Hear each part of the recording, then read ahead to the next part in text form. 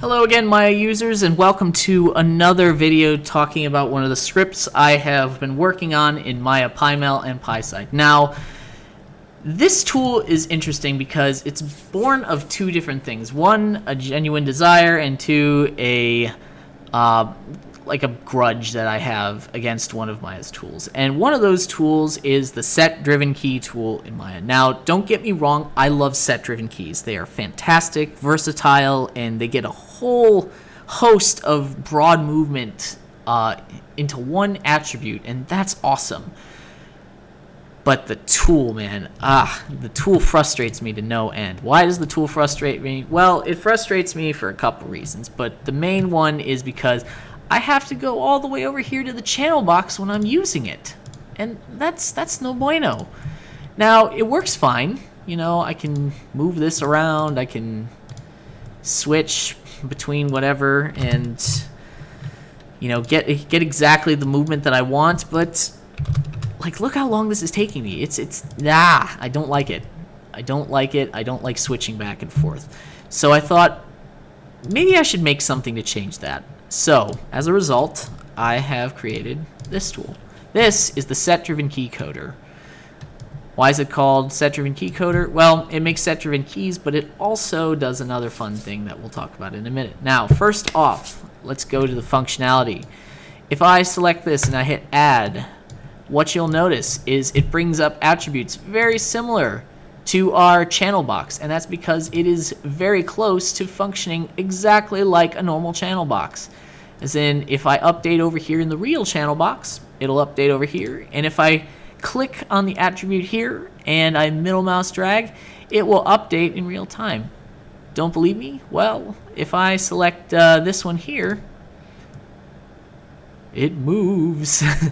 So it's actually being manipulated, and the best part is we can actually change these values in real time. Now, here's where it starts to differentiate from a real channel box.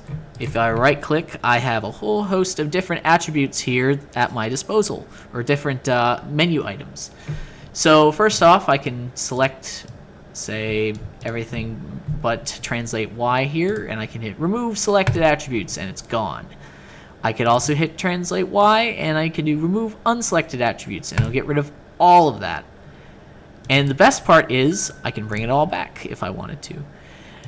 And those attributes that I just showed, or those functions I just showed, I should say, can be applied to every driven object. So if I hit remove unselected attributes from all, boom, now we're only left with translate Y. But we have some more functions.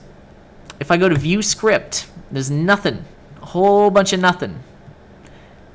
So what is that purpose for? Well, if I go to here and I set that to 0, I'm going to hit a set-driven key.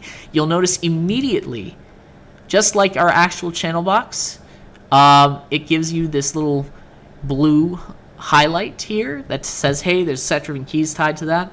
I also added it to the driver, even though it doesn't do that in, to the actual driver. I want to have a way to identify attributes that drive set-driven keys, so I added that. But what I'm going to do here is I'm going to hit 10, 10, 10, select them all again, set key, and what you'll notice is not only does this function correctly now, but under view script,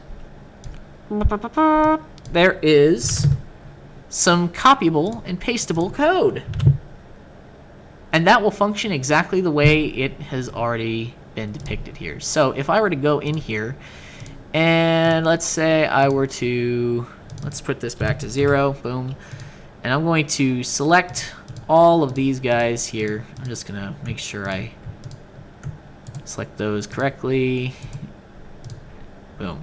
And you'll notice that our driver no longer has anything attached to it. There's nothing causing these to move anymore. Nothing happens. But if I were to run that code, let's move it to the side here so you can see the update. Boom, it updates in real time, and it functions exactly the way it did again. So there's another thing I tend to do when I am working on stuff like this, I have a tendency to be like, hey, I did it. I'm done. Oh, I didn't copy the code. Damn it. What do I do? Well, for the klutzes and the, people who celebrate a little too quickly like me, what I did was I added this little thing here. You'll notice that, hey, I added that and it's still there, the little attribute. But if I hit reapply setup when I select that attribute, hey, it brings back my driven attributes and it brings back my code. How cool is that? Now, there's one more function we have to talk about, and for this I need to move to a different file. So I'm going to close this, and I'm going to open up this file. So this tool was born from a second thing, which is I was working on this hand, and as you can see, I didn't get too far with the modeling, but that's a story for another day. But one of the things that I was working on was whenever I make a hand, I want to make sure that I add a block model to it and test to see whether or not it closes correctly. So I made a little animation to test whether or not it was going to close and ball into a fist correctly. And it looks pretty good. It looks like it's going to do exactly what I want.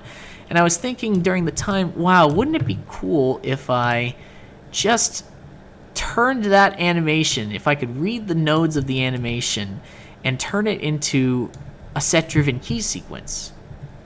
And that's when the gears started whirring. So what I'm going to do is I'm going to select that. There's our driver, our fist attribute. I'm going to select all these. I'm going to deselect anything that's not animated here, so these joints in particular, and I'm going to hit add. And what you'll see is it shows you which attributes are animated, and as I update, it updates in real time too.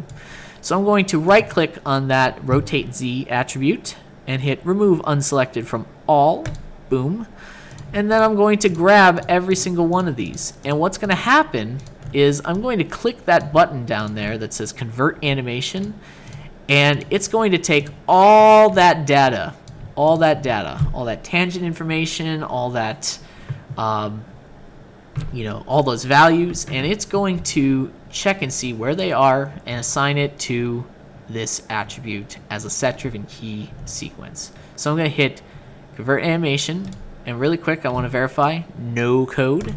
So I'm going to hit convert, boom, and you can see something's changed, something's happened. All the selected objects no longer have animation on it, and if I go to fist, how about that? Now we got something that is, reminiscent of a fist that's controlled by a fist attribute. And we have all the code that goes with it. How cool is that?